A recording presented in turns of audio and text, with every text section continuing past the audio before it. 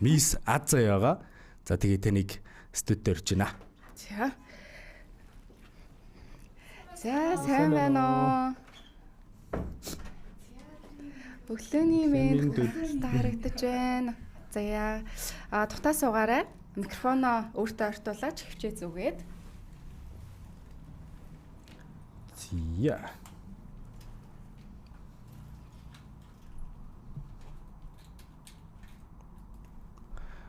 Тэгээд өглөөний мэнд за тэгээд ер нь сонь сайхан юу байна?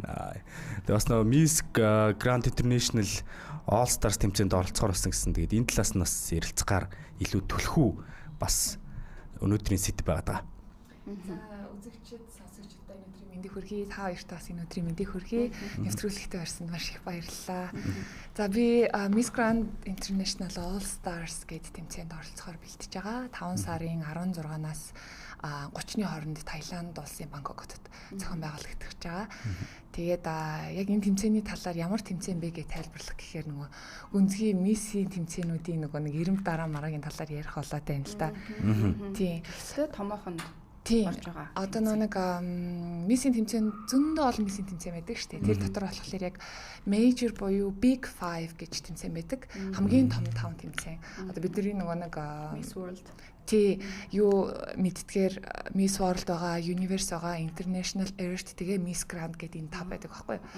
Тэгээд энэ 5 тэмцээн болохоор яг юм оролцогчдынхаа чанар тэгээд production зохион байгуулалт тэгээд шагналын сан гэдээ маш олон зүйлээрээ ялгаатай хоорондоо өрсөлддөг. Тэгээд тэгэнгүүт энэ тэмцээн болохоор миний одоо би бас өөрөө нөгөө нэг Миссийн тэмцээний сонирхогч фэн байхгүй юу? Оролцогчоос гадна. Тэгээ яг миний харж байгаагаар болохоор энэ тэмцээн Miss Universe тэмцээнийг ер нь бол нэгт Miss Universe ордог байхгүй юу? Miss Universe тэмцээнийг давахын тулд зохион байгуулж байгаа. Бүх оддын гээд одоо яг энэ 5 тэмцээнд орж исэн од эмэгтэйчүүд дандаа оролцож байгаа. Тийм. Тэгээд одоо би өөрөө бас айгүйх догдлоод байгаа нь юу гэхээр энд орж байгаа оролцогчд маань яг миний өөрөө шүтдэг, биширдэг, харж үлгэр дуурайл авдаг тим мисүүд орж байгаа. Тэгээ би тэр мисүүдтэйг нэг тайзан дээр алхах нь өрсөлдөнө гэж бодохоор нэгт маш их нэр төрийн хэрэг байгаа. Гэхдээ хоёрт бас айгүйх айж байгаа гэх юм аа. Тийм. Анх яг очлаараа анх Миссийн тэмцээнд орж исэн замналаас өдийг хүртэл ярих юм бол тийм хичнээн одоо удаагийн тэмцээнд оролцсон манай Азия бас өмнө нь ямар томоохон тэмцээн оролдоонд ороод шагналт байр одоо медаль одоо авч ив тийм энэ талаар бас үзэгчтэй эргэн санах байдлаар ярил тийм ээ. Би анх болохоор 18 настайдаа Монголын Миссийн тэмцээнд орж исэн. Тэгээ тухайн үед болохоор одоо яг санахлаар жоохон юу ч мэдэхгүй л хүүхэд гогд орж исэн мэлээ. Тэгээ тэр үедээ болохоор би 4-р байранд орж исэн. Авиас Мистер шалгараад. Тэгээд ер нь бол чадах юм байна гэж бодогдоод тэгээ дээрэс нь тэр тайзан дээр гарах тэр мэдрэмж нь надад айгүйх таалагдсан л та. Би өөрөө тэр үед яг жүжигчнэр сурч исэн ч гэсэн ингээд жүжиглээд, дуулаад, бүжиглээд тайзан дээр гардгаас шал өөр мэдрэмж. Тийм эмгтэй хүний яг миний л ойлгосноор ингээд авч болох хамгийн гоё мэдрэмжийг тайзан дээр өөртөө итгэл дээр гоё сайхан байгаагаа мэдрэх тэр гоё мэдрэмжийг тайзан дээрээс авдаг юм байлээ. Тэгээд би 2 жилийн дараа дахиж бэлдээд Монголын Мистэй ороод төрүүлж исэн. Тэгээд тэрнээс хойш бол Miss International тэмцээнд оролцож исэн. Тэгэхэд яг 20 настай байсан. Тэгээд 23 таа Азийн Миссийн тэмцээнд ороод анх удаа Монголоор маань Азийн Мистэй болсон, тэргүүн байрын титэм авсан. Тэгээд дараа нь Miss Earth гэдэг нөгөө Big 5 тэмцээний нэгэнд сүлд орсон. Тэнд болохоор Avias Miss болон үндэсний хувцаар анх удаа алтан медаль авсан, төрүүлсэн. Тэгэхэд чинь 100 хэдэн ороо орж илаа. Тий.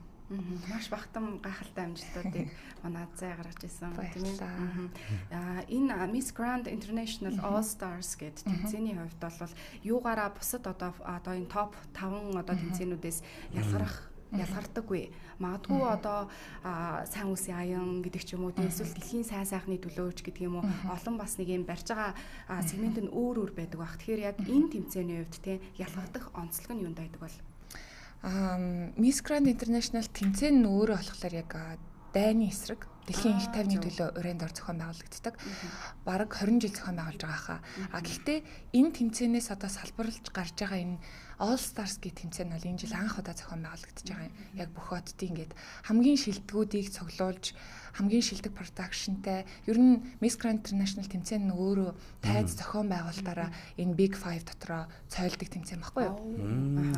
Тэгээд бусад тэмцээнүүдийнхаа одоо онцлогуудыг бас шингээгээд тэгээд илүү бусдаас илүү гарахын тулд зохион байгуулж байгаа тэмцээн юм болов уу гэж би харж байгаа. Тэгээд шагналын сан гэсэн бас Миссийн тэмцээнд байгаагүй $1 сая шагналын сантай юм тэмцээн зохион байгуулж байгаа.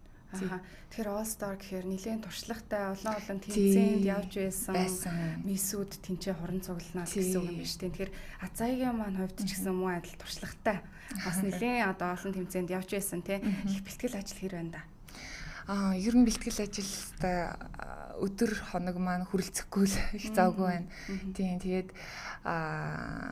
олон шалгаруултууд ингээд нэг тэмцээн болго өөр өөр байдаг л да. Тэнгүүд энэ All Stars маань бас авиасын шалгаруулалт орж байгаа юм билэ. Тэгээ би тэрэнд бүр айгүйх бэлгшээгээд баярлаад нөгөө өмнө одоо орж исэн тэмцээнээс маань би өөрөө жүжигч мэрэгчлээ болохоор ч тэр үе яг авиасын төрөлд бол одоо бардам байдаг гэх юм уу? Өөртөө ихтэй бэлдэж чаддаг.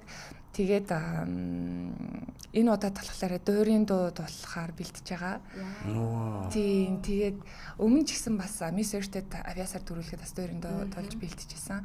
Тэгээд энэ удаа болохоор яг мэрэгжлийн багшаар Монгол Улсын гавьяач жүжигчин ээжийнхаа найз Эрдэнэтуяа хичээр дуурийн дуучин Эрдэнэтуяа хичээрээ зааж зөвлүүлээд бэлдэж байгаа.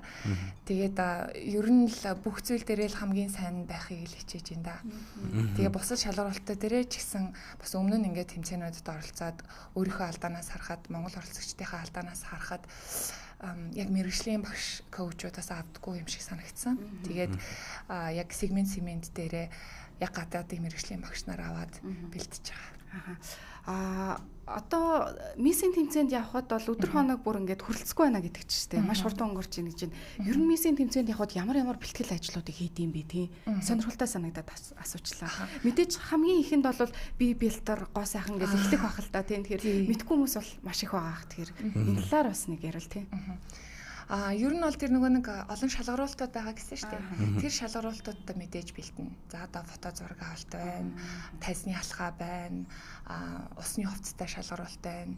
Тэгээд яг энэ сүүлийн үеийн том тэмцээнүүд бол илүү одоо сошиал бас анхаарал хандуулдаг болсон байна. Тэгээд бас энэ нөгөө All Stars гэдэг тэр нөгөө миний шүтдэг байсан оролцогчид гэдэг байгаа шүү дээ. Тэд нар маань бүгдээрээ дандаа саяас дээш таагчтай Instagram дээрээ зүгээрээ бид нар харыг юм даа. Монголчууд маань тиймд бол бат шүү гэх. Facebook дээр бол бүр сайн шиг. Тэгээд би бэлтрийн хувьд одоо жишээ нь усны хувцас тэгээд гоёлын даашинц хоёр дээр ер нь энэ том тэмцээнүүд маань айгүй ач холбогдол өгдөг. Тэгээд тийм болохоор би яг орхоо одоо хариугаа аваад орхоор тэнцлээ гэсэн хариу авснаас хойш 12 сараас хойш бол одоо би бэлтэж өдрийн 2 фитнесийн дасгал хийж хоолоо сойж тэгээд гарч байгаагүй л одоо six pack бүх болчих маань гарч. Бэлтэж учраас бүр үнэхээр гоё ярагдаж байна. Бүр хараал амар гоё ярагдаж байна. Тэгээд бидний зүгээс бол хийж чадах зүйл бол яг энэ social support байх нь шүү манай үзэгчтэй. Үнэн яг энэ одоо нэвтрүүлэгт орж байгаа одоо дашрамд хэлэхэд бол Instagram, TikTok-ыг маань заавал дагаарай л гэж хэлмээр байна. Яг тэгэхээр нөгөө нэг ялангуяа MGI тэмцээн, Universe тэмцээнүүд болохоор Instagram-ын дагагчийг хамгийн түрүүнд хардаг. Тийм. Тэгээд яг л би түрүүнд хэлсэн шүү дээ. Одоо бүгдээрээ л 1 сая, 2 сая, 4 сая дагагчтай. Манай хүн амаас хамаагүй илүү дагагчтай оролцогч байна ороод байгаа байхгүй. Тэгэхээр тэд нар маань нэг сошиал дээр ямар нэгэн одоо зүгээр нэг тэмцээний шалгаруулттай зураг авалтын шалгаруултанд орлоо л гэж бодоход сошиал спорт нь ямар байгааг хамгийн түрүүнд хардаг байхгүй. Тэгэнгүүт тэр оролцогч ямар ч байсан тэр олон дагагчтай дэмжигчтэй байгаа учраас батл гэж ер нь бол ойлгож болно гэсэн.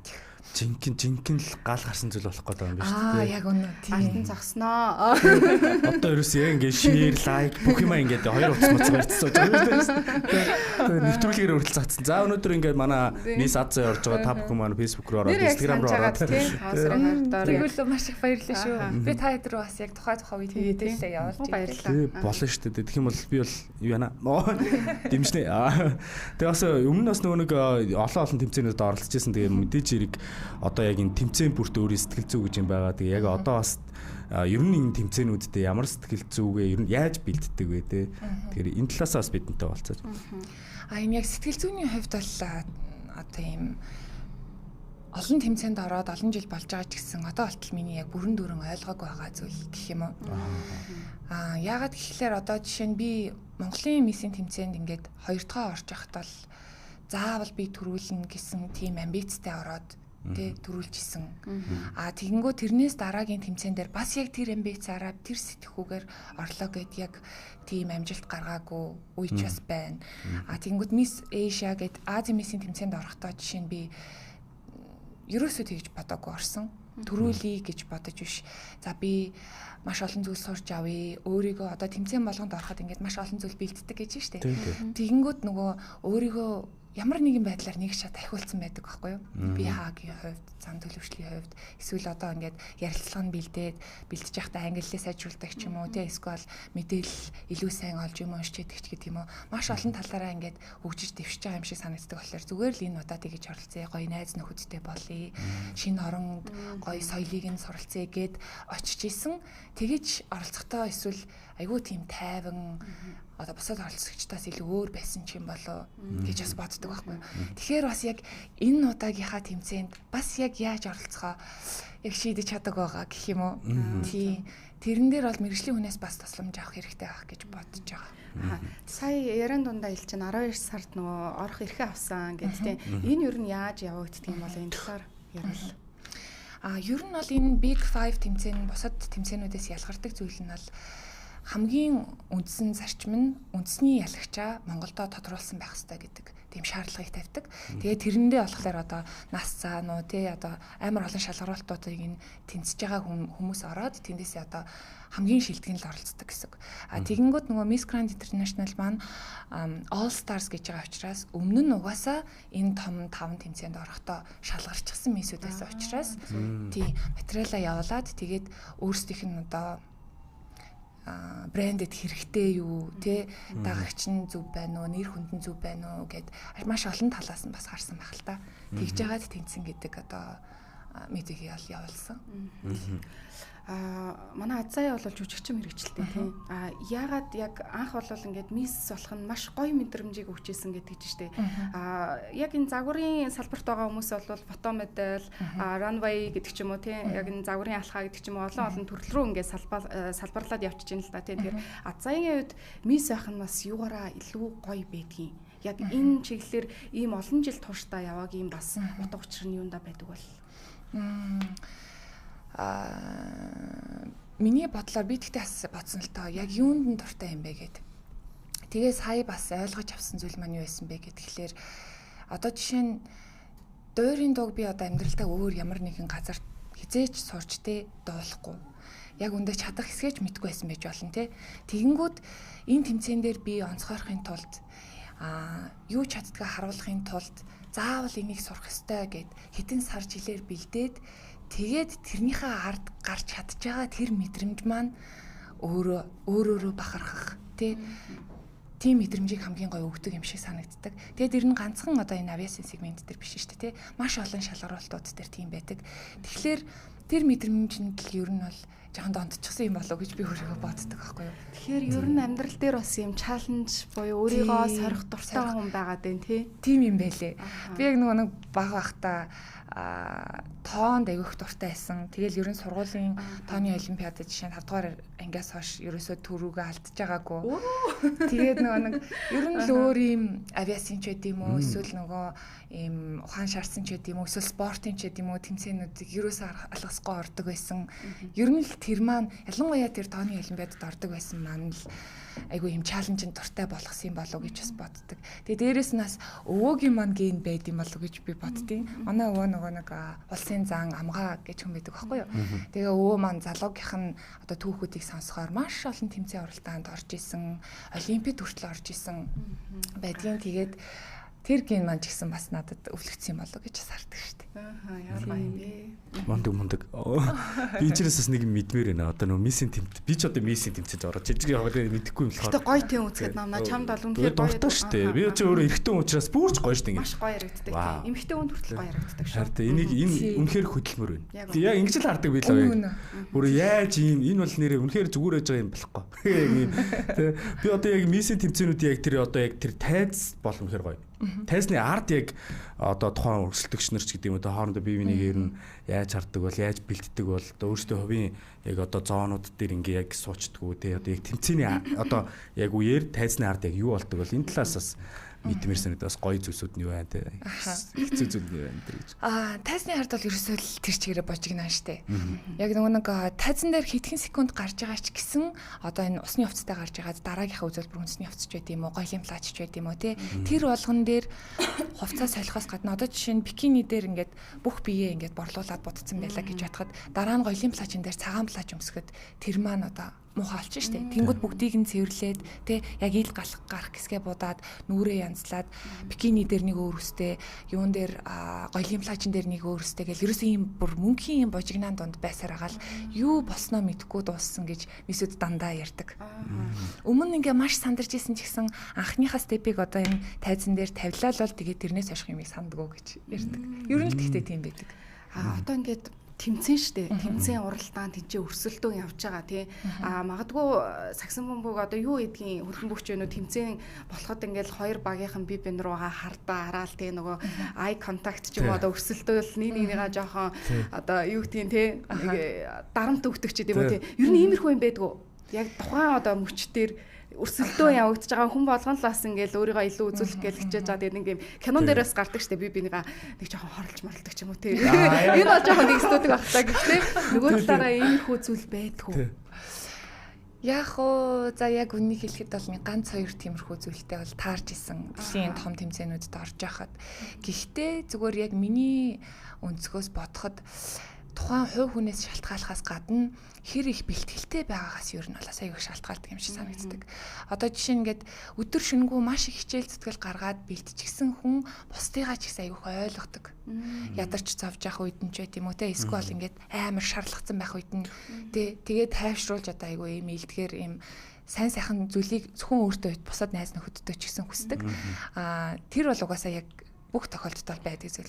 Тэгэнгүүт одоо сонин содон тийм зохиолдож исэн юм юу байсан бэ гэхээр финалийнх нь яг Miss International-д орж байхад нэг тийм юм скандал гарч исэн. Тэр нь юу байсан бэ гэхээр финалийнх нь плажийг хайчилчихсан гэд. Өрөөнийх нь хамтрагч ажиллажсэн гэд. Тэгээд тэр охин яг бүгдэнд нь харуулах гад нөгөө плажа гаргаад тавьчихсан байсан. Тэгээд нөгөө охин болохоор би тгээгүй л гэлтэгчсэн. Тийм гараад яг бид нар oh my god wow ийм байт юм бахтаа гэж бодож исэн. Вау, стас амар дулаантай юм болсон байх шүү тий. Одоо сая ингээл нөө бие борлуулна, хувцас солино гэхээр ер нь дагалдаж явах хүмүүс бас туслах тий. Арын албаныхан гэж бас хүмүүс явдаг байх та. За нөгөө төгөөр тий энэ нөгөө санхүүгийн асуудлаас нэлийн өндөр гардаг байхаа. Энийг ер нь яаж зохицуулд юм бэ? Цаанаас нь бас ивент тэтгэгч байгууллагууд байдгүй, аль эсвэл хувьяасаа гаргад юм уу тий. Энд дээр ер нь ямар зохицуулт байдаг бол? Хамт явах хүний хувьд болохоор тэмцээн болгон өөр. Гэхдээ ер нь энэ том тэмцээнүүд бол одоо зөвшөөрдөггүй. Буудалтаа ингээд нөгөө харуул хамгаалттай өрөөнөөсөө гарч болохгүй. Ер нь бол хүнтэй уулзахыг ч зөвшөөрдөг байхгүй юу. Тэгээд буудлаасаа гарах юм бол одоо тэр нь хасах оноо болдог ч юм уу те. Сая өнгөрсөн жил жишээ нь Miss Universe тэмцээнд ийм сонирхолтой зүйл байлжсэн юу вэ гэхээр маш ийм алдартай оролцогч байсан. Латин Америк охин. Тэгээд тэр тэмцээнийхаа дундаас тэмцээнээс хасагдсан, хөөгдсөн. Тэр нь яасан бэ гэхээр тэмцээний дундуур шөнө найз залуутайгаа уулзсан гэдэг шалтгаанаар. Йоо, найз залуус үнэхээр гайвалцдаг. Үнэхээр гайвалцдаг. Харин тийм. Тэгэхээр ер нь бол хүмүүс ингээд нэг амар олон багаараа ингэж авч явдаг гэж бодоод байдаг. Гэхдээ ихэнх тохиолдолд бол зөвшөөрдөггүй. Энэ Miss Grand International тэмцээн нь болохоор бага зэрэг нээлттэй байдаг. Хэрвээ хажуу талынхаа оролцогчид одоо ямар нэгэн байдлаар төгшөө одоо өгөхгүй бол эсвэл өөр одоо тэмцээнд ямар нэгэн байдлаар саад учруулахгүй бол гэдэг ч юм уу эсвэл тэр бүх хүнийхээ бүх зардлыг нь өөрөө зөвхөн хариуцж явах юм бол болно гэдэг тийм байдгийм байлээ. Гэхдээ яг одоо энэ тэмцээн дээр бол тийм мэдэрдэмж бол ирээгүй байгаа. Энэ нөгөө зохион байгуулагч нь ярихдаа бол одоо тийм хүмүүст дагуулж явж яхад би бол дургүй гэж бол ярих юм бол би сонссон. Тийм учраас бас тэрэн дээр бас яг хэлж мэдэхгүй байгаа. Тэр ус байна уу, мейкап байна уу, цаанаас нь бүх юм байдаг бахна юм зү. Яг финалийн чухал шалгуулалтууд дээр финал, preliminary гэдэг өмнө урьдчилсан шалгуулалтын дээр байдаг болохоос бусад үед нь бол бүгдээрэн дээр нь өөрсдөө. Зөв. Азаа маань ер нь олон миссийн тэмцээнд явж байсан. Тэгээд сая хэлж байна. Бас ингээд миссүүдээс суралцаад явдаг гэж юм. Ер нь аль орны мисстэй хамт одоо roommate гэж ярьдаг шүү дээ. Өөрөөний хамтрагч болоод одоо хүртэл холбоотой байдаг ч юм уу тий. Эсвэл бүр ингээд гоё суралцаад явж исэн. Тим түүхэл хаалцаач. Өрөөний миссүүд тэгэл ер нь насан туршийн найзууд болт юм билэ. Тийм. Тэгээд Miss International тэмцээнд байхаар Мьянмар нөгөө өсгүүд нөгөө дараалаар нь оролцдог болохоор тийм Мьянмарын мисстэй орж исэн. Тэгээ Мьянмарын мисс маань хурминда 2 жилийн өмнө хурмин болсон. Хурминда хуурсан боловч даанч тэр үед нь би нөгөө нэг яг боломжгүй ажиж тараад Солонгост ажиж тараад тэгээд очиж чадаагүй. Тэгээд сүүлд нөгөө нэг Miss Asia-д явсан найз маань бас Вьетнамын мисс байсан. Тэгээд тэр үед бас маш олон сонирхолтой юм болж исэн юу вэ гэхээр Вьетнамын мисс маань ерөөсөө англи хэлгүй. Тэгээд яг мисс өөртөө орж яхад би бас нэг орос сургуульд төгссөн болохоор орхот англи хэлгүй найзуудтай айгүйх орчуулагч хийж өгдөг байсан. Тэгээд тэгдэг байсан болохоор бас нэг мисс Asia дээр жишээ нь Miss Friendship-ийг авч исэн гэх юм уу. Тийм орчуулагч хийж нэхэр хүмүүсийг ингэж гоё холбож өгч штэ тэр нөгөө харилцааны зүйлсийг нь Тийм. Тэгэл ер нь олон улсын найзуудтай байх ер нь гоё. Маш олон гоё шин зүйлсүүдийг сурч авдаг. Тэгээд миссийн тэмцээн дээр бас нэг сонирхолтой байдаг юмнууд нь болохоор орон орны миссүүд ингээ бүгд шал өөр характертай байдаг. Одоо ингээд Азийн миссүүдийг харахад яг үндэ ихэнхдээ бидний нөгөө нэг багын хүмүүжлээс болоод гэх юм уу айгуу даруухан тийм бие авч явж байгаа байдал нь юм шал өөр энгийн даруухан тийм байдаг. Тэгэнгүүт одоо Латин Америкийн орнуудын охтуудтай би яг roommate болж үзмээр байгаа байхгүй юу? Энэ удаад яа тэгэхээр галзуу. Үнэхээр галзуу байдаг байхгүй юу? Ийм гал цогтой, эрч хүчтэй тий. Яг ийм өөртөө идэх итгэл тэгээд ийм би бүгдийг чадна гэсэн тийм итгэлээр дүүрэн байдаг юм шиг санагддаг. Тэгээд яг миссийн тэмцээнд ороход тэр охтуудаас айгүй хүлгэр дуурал авдаг байхгүй юу? Тэгээд би ч гэсэн амьдрал дээрээ зөвхөн миссийн тэмцээнд дээр ч амьдрал дээрээ энэ охтууд чиг ийм болох юмсан гэж бас айгүй их тэгэж харж хүлгэр дуурал авдаг. Тэгээд энэ удаад яг Латин Америкийн охинтой roommate болоосаа гэж тийм залбирч байгаа гэх юм уу. Сүүлд одоо миссийн тэмцээнүүдийн дүрм журам бас өөрчлөгдсөн тий. Одоо жишээ нь гэр бүл болоогүй одоо хүүхдээ болоогүй ч гэдэг юм уу. Хүмүүс миссийн тэмцээнд ордог байсан бол одоо илүү нээлттэй болоод гэрэлсэн хүүхэдтэй за бүр одоо сүүл чинь нөгөө ганц би ээж гэсэн тодотголтой хүртэл ээж одоо тий мисс орж исэн ч гэдэг юм уу. Энэ нь одоо маш одоо скандал болж исэн тий дулаан болж исэн. Тэгэхээр сүүлийн үеийн бас сонин өөрчлөлтүүд юу байна? Энэ удаагийн явж байгаа тэмцээнд бас өөрчлөгдсөн зүйлс байгаа болов ажиглагдсан болов? Наа чи бол өстой гоё асуулттай сонирхолтой хүмүүс бас энэс хуваалцмаар санагдаад идэгин. Тэрний юу гэхээр өмнө нь бол яг нэг 10 жилийн өмнө бол 25 наснаас доош насныхан зөвхөн миссийн тэмцээнд оролцдог байсан. 18-аас 25 насныхан. Тэрнээс дээш насныхан болон ээжүүд, гэр бүлтэй эмэгтэйчүүд миссис гэдэг төрөлд оролцдог байсан. Тэгээд ихтэй яг үндэ бол миссис гэдэг төрөлд нь одоо олонний анхаарлыг ерөөсөө татаж чаддггүй тий хүмүүс их үздэггүй гэх юм уу тийм байсан. Тэгэнгүүт яг 2 жилийн өмнөөс Miss Universe-с эхэлсэн. Дэлхийн номер 1 тэмцээн гэж явдаг Miss Universe маань ямар ч шалгуургүй болсон. Насанд хүрсэн л байвал болно. Насны хязгаар байхгүй, хүүхэдтэй байж болно, гэрэлсэн байж болно, тэр байтугай трансгендер байж болно гэдэг зүйлсүүдийг бол нэмж өгсөн.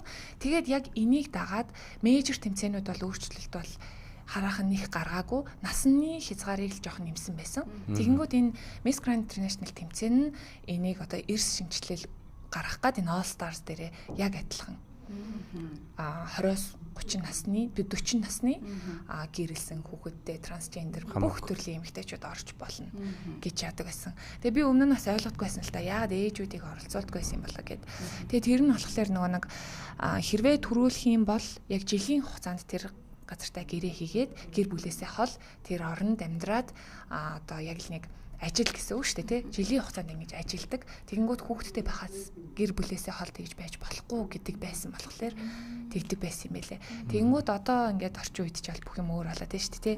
Хүүхдтэй эмэгтэйчүүд бүгдээрээ ажил хийдэг тий. Карьераа хөөдөг. Бүх зүйл нь юм гоё нээлттэй болоод байгаа учраас миссийн тэмцээнүүд маань ч гэсэн тэрийг олж хараад тэгээд илүү олон мундаг эмэгтэйчүүдийг хамрахын тулд одоо ийм өөрчлөлтүүдийг гаргаж байгаа. Тийм шүү дээ. Ээжүүд мундаг байгаа шүү дээ. Мундаг ээжүүд байгаа шүү дээ. Манай азаа ер нь ямар фитнест явж байгаа гэдэг чинь шүү дээ тий. Ер нь гоё бие хаагаа ингэж авч явахын тулд маш их одоо хичээл зүтгэлийг гаргадаг бах та тий. Нэг сайтад үнэн үү худлаа юу одоо харин асуучи. Азаая бол 16 цагаас бол хоол иддэггүй ээ гэдэг дүрмийг баримталдаг гэл нөө. Бас офит хэл хүмүүсийн талаараас янз бүрийн нөө дүрм зохиоцсон байна шүү дээ. Тэгэхээр энэ үнэн үү? Ер нь ямар нэг юм дүрмтэй вэ азаагийн хувьд? Надад бол өстэй хизээч тийм дүрэн байгаагүй. Тэгэхээр энэ бол худал мэдээлэл ах юм шүү. Юу яасан? Би бас өөрөө ээж болоод дутааг байгаа. Тий охин маань саяхан 2 хүрсэн. Баяр хүргэе. Баярлаа. Тэгээд анзаарсан юм юу вэ гэсэн чинь өмнө нь болохоор би ер нь ингэж бие их ингэж бэлтэж байгаагүй юм байлээ. Ер нь тэгэл нэг сар жоохон бэлтгэл хийхэд ч гэдэг юм уу. Ер нь л тэгтээ нөгөө нэг тэмцээнийхээ бэлтгэлийн явцад угаасаа маш их ачаал авдаг болохоор тураад тэгээд бэлтгэл хийх нэг шаардлагагүй болчдөг байсан болохоор энэ дээр нэг ачаал бүл үүдгүй байсан юм байлээ. Тэгээ яг ээж болсноос хойш бол өмнөхшгээ бол би бол байдгүй юм байлээ. Илүү хэд дахин илүү хичээл зүтгэл гаргаж ийж гоё биетэй болдгийм байлээ. Тэгээ тийм болохоор л яг 12 сараас эхлүүлээд дасгал хөдөлгөөнийг өдрийн өглөө кардио, өлөн кардио заавал хийгээд өөхөө шатаагаад тэгээд өдөөс хойш нь болохоор яг тохирсон дасгалуудыг коучээс аваад тэгээ хийжсэн. Тэгээ хоолны хувьд болохоор яалтчгүй л тэ нүүрс усаа хасч ижил илүү хурдан өршөлт өгдөг юм байлээ. Тэгээд ихтэй би бол нөгөө нэг жоохон бие муутай болохоор аль болохоор нүүрс усаа баг хасч орой л нүүрс ус идэхгүй байхыг хичээж байгаа. Гэхдээ бас нэг дэглэм барьж яхад нэг сонирхолтой юм олж авсан юм нь юу байсан бэ гэхээр 16-8 гэдэг дэглэм их зүгээр юм шиг надад санагдсан. 8 цаг хүснэ идээд 16 цаг. Тий. Мацаг барих. Тэр нь болохоор хэрвээ одоо өглөөний жишээ нь кардиогоо 12 цагаас хийж өлөн кардиогоо 12 цагаас дуусаад хоолоо идэх юм бол орой 8 хүртэл юм идээд тэгээ тэрнээс хойш дараагийнхаа 12 хүртэл гэдэг ч юм уу. Эсвэл 10 цагаас байсан бол орой 6-аас гэдэг ч юм уу тий. Яг 6-аас хойш юм идэхгүй тэгэж дэглэмдээ бол нэмж оруулж байгаа. Тэр нь бол гэхдээ ер нь бол үр дүнтэй. Тий ядрал хөхгүй. Тий. Хүснэ идчихнэ. Тий. За тэгээд ер нь бол тий тэмцээн бол дуусна. Манай азаа бол амжилттай оролцсон гэж мэдэж байна. Тэгээд ер нь дараагийн зорилтууд бас юу байгаа бол тий жүжигчин тэгээд яг энэ чиглэл рүүгээ буцаж орох уу эсвэл ямар одоо төлөвлөгөөтэй байгаа вэ? Би ер нь айгүй олон хүсэл мөрөөдөлтэй хүн юм байлээ. Тэгээ яг бүгдийг нь биелүүлэхийг ер нь зорж хүсдэг гэх юм уу. Тэгээд яг жүжигчнийхээ хувьд гэх юм бол төгсөөд яг 1 хоногийн дараа илүү драмын театрт шалгалт өгөөд орж исэн. Тэгээд драмын театрт 3 жил ажиллаад ер нь жүжигчний жаргал зовлон амар олон зүйлсийг бол мэдэрч авч исэн. Тэгээд тэгтээ би тайзнаас илүү кинонд дуртай хүн юм байлээ гэдгийг ойлгож авч исэн. Уран бүтээлт тий. Тэгээд дэлгэцийн уран бүтээлт болохоор ганц одоо тоглохыг хүсдэг зүйл маань романтик кинонд тоглохыг хүсдэг. Би өөрөө романтик кино аяг өнсөх дуртай. Хамгийн гоё кино юу вэ? Хөнгөн романтик комеди кино дуртай. Яг нэрлэлүүл ямар кино вэ? Ер нь бол гэхдээ маш олон кино байгаа шүү. Яг нэрлэх юм бол за би Devil Wears Prada гэх юм байна. Одоо 2 нь гарлаа шүү дээ. Одоо орох гэж байгаа шүү дээ. Тэгсэн ядаа хүлээж байгаа. Яг загварын салбартай бас холбоотой, фэшнтэй холбоотой, тэгээ гоё эмэгтэйгийн өөрчлөлт гардаг, хайр дурлал гардаг. Тэгээд хөнгөн тэгээд дээрээс нь зохиол нь үнэхээр сайн жүжигчд нь гайхалтай болохоор тэр бол би бараг л 20 жилийн дараа гарч 50 удаа үзсэн баха. Вау. Хэлж байгаа үг болгоо мэдчихсэн байх л шүү дээ тийм. Тэгээд зорилгын хувьд болохоор яг энэ намар Америк руу явж сурах гэж байгаа. Тий мастертаа сурах гэж байгаа. Тэгээд одоо тэрэндээ бол бэлтэж байгаа. Гэхдээ нөгөө нэг хамаг анхаарал яг хүсчихсэн сургуульдаа тэнцэн гэдэг хариугаа авчаад тэгээд нөгөө тэмцээндээ одоо маш их санаа зовж маш их зүйл бэлтэж байгаа болохоор тэрэндээ ч баярсан юм байхгүй тий. Нууц биш бол юугаар мастер хийж байгаа вэ? Бизнесийн удирдлагаар. Бизнесийн удирдлага MBA хаа. Тий. За окей, маш гоё зорилго юм л дээ. Ер нь гэхдээ одоо ер нь чөлөө цагаараа юу гоё ингэж кайф тий аз жаргал авч байна за маань. Одоо л яг нөгөө чөлөө цаг гоё.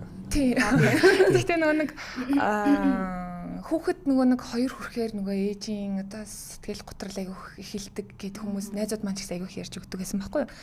Тэгээд яг минь тэр бол яг эхэлж исэн юм бэлээ.